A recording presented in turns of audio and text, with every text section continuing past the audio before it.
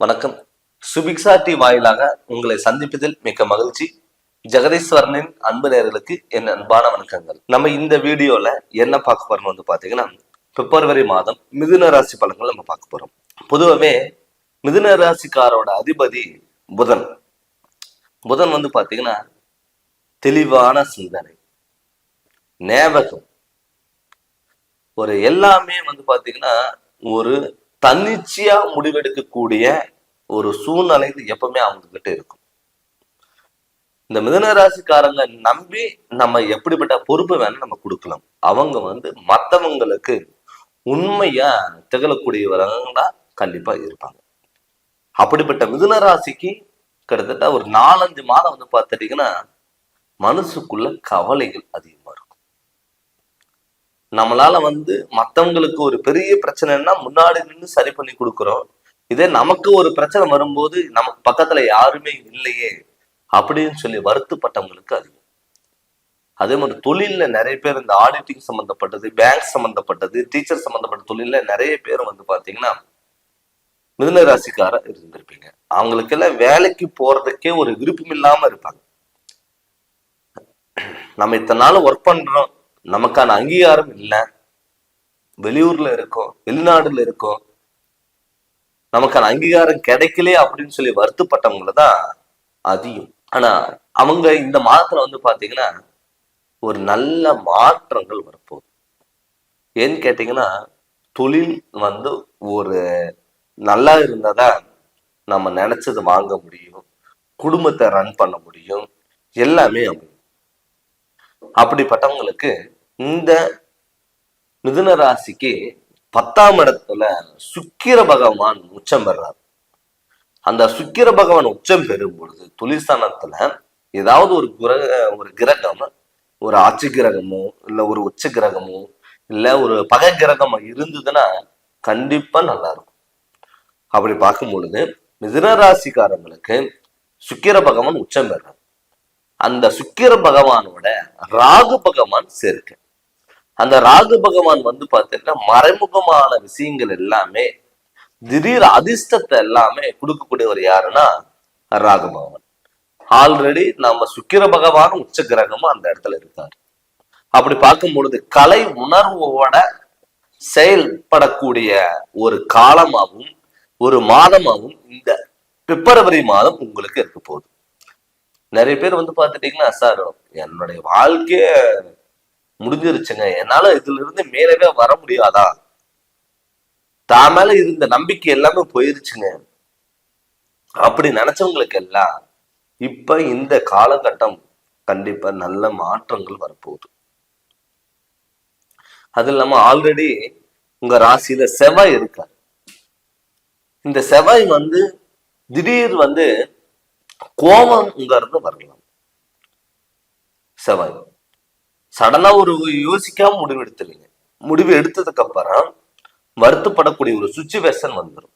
அதனால முடிஞ்ச அளவுக்கு நீங்க என்ன பண்ணணும்னா கோபத்தை நீங்க கண்ட்ரோல் பண்ணுங்க. கோபத்தை கண்ட்ரோல் பண்ணும் பொழுது தொட்டது எல்லாமே பொல்லாக்க மாறக்கூடிய ஒரு காலகட்டங்கிறது கண்டிப்பா இருக்கும். அது இல்லாம 9ஆம் இடத்துல பாத்தீங்கன்னா கும்பராசியில சூரியனும் சனி புதன் உங்க ராசினார் 9ஆம் இடத்துல இருக்காரு. அது யாரோட இருக்காரு? சனியோடையும் சூரியனோட சேர்க்கை பெற போறாரு. அப்படி சேர்க்க போறும் பொழுது உங்க தகப்பனாருக்கு உடல் ஆரோக்கியம் மட்டும் நீங்க கொஞ்சம் கவனமா பார்த்துக்கணும்.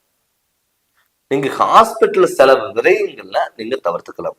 உடல் ஆரோக்கியம் கரெக்டா நீங்க குடும்பத்துல எல்லாருமே நல்லா பார்த்துட்டீங்கன்னா ஹாஸ்பிட்டல் செலவு விரயம் வைக்காது. அது மட்டும் இல்ல சுபகாரியங்கள் நடக்கிறதுக்கான வாய்ப்புகள் அதிகம். மிதுன ராசிக்காரங்களுக்கெல்லாம் இப்ப சுபகாரியங்கள் எல்லாம் கைப்பிடி வரக்கூடிய ஒரு காலம். ஆல்ரெடி உங்க ராசிக்கு 12ஆம் இடத்துல குரு பகவான் விரய குருவா இருக்காரு. குருங்கிறதே ஒரு சுப நிகழ்ச்சிகள் நல்ல எல்லாமே நல்ல பலன்கள் கொடுக்கக்கூடியவர் யாருன்னா குரு பகவான். அது உங்க ராசிக்கு 12ஆம் இடத்துல இருக்கிறது பாத்தீங்கன்னா சுப விரயத்தை அள்ளி கொடுக்கக்கூடிய ஒரு காலமாகவும் ஒரு மாதமாகவும் இந்த மாதம் உங்களுக்கு இருக்க போகுது. நிறைய பேர் பார்த்துட்டு நான் சுபகாரியங்கள் எடுத்தாவே வீட்டுல பிரச்சனை, நான் நினைச்ச பொண்ணு கட்ட முடியல, நினைச்ச பையனை கட்ட முடியல அப்படின்னு சொல்லி வருத்தப்பட்டவங்களுக்கு எல்லாம் இந்த காலகட்டத்துல உங்களுக்கு நல்ல மாற்றங்கள் வரக்கூடிய ஒரு காலகட்டமாகவும் நீங்க நினைச்சது கைக்கூடி வர்றதுக்கான வாய்ப்புகள் அதிகமா இருக்கக்கூடிய ஒரு மாதமா இந்த மிதுன ராசிக்காரங்களுக்கு இருக்க பொழுது. அது மட்டும் இல்லாம வெளியூர் பயணங்கள் நிறைய பேர் என்ன கேட்கிற கேள்வின்னா, சார் பேங்க்ல ஆல்ரெடி எனக்கு ஆப்பர்ச்சுனிட்டி வருது, நான் ஏதாவது வெளியூர் போகலாமா, வெளிநாடு போகலாமா அப்படின்னு நினைச்சு இருந்தீங்கன்னா தாராளமா நீங்க வெளிநாடு போறதுக்கான வாய்ப்புகள் அதிகம்.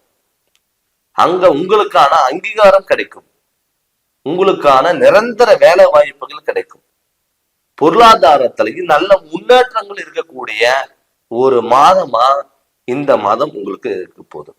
அது மட்டும் இல்லாம 4ஆம் இடத்துல கேது பகவான் இருக்காரு. 4ஆம் இடத்துல கேது பகவான் ஒரு தாயோட ஸ்தானத்துல இருக்கும் பொழுது உங்களுக்கு அம்மா வகையில சில மிஸ் அண்டர்ஸ்டாண்டிங் வரலாம். அது நீங்க விட்டு கொடுத்துட்டு போகணும்.